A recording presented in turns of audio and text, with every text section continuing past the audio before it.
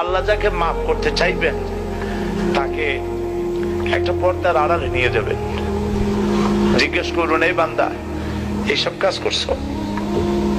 এখন আল্লাহ জিজ্ঞেস করতেছেন, সে তো ভয়তে অস্থির হয়ে যাবে, কেঁদে পাগল হয়ে যাবে, আল্লাহ করে ফেলছি, আমার মাফ করে দাও।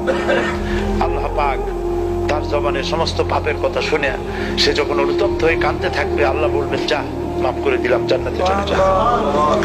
এইটা হচ্ছে হিসাব ইয়াসির। আল্লাহুম্মা হাসিবনি হিসাবান ইয়াসিরা।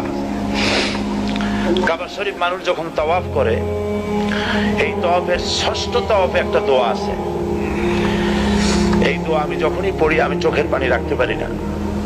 ষষ্ঠ চক্কর একটি দোয়া আছে, দোয়াটা হচ্ছে,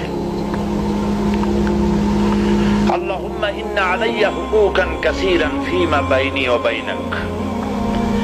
আয় আমার রব, তোমার সাথে আর আমার সাথে অনেক দেনা পাওনা আছে, আর তোমার বান্দাদের সাথেও আমার অনেক দেনা পাওনা আছে। তা আমি তোমার বান্দাদের কাছে যে বিষয় ঋণী আছি, সেই ঋণ পরিশোধের জন্য তুমি আমাকে যোগ্যতা দাও, পরিশোধের তৌফিক দাও। আর আমার কাছে তোমার দেনা আছে, তা আমার কাছে তোমার যে দেনা আছে সব দেনা তুমি শোধ করে দিয়েছো।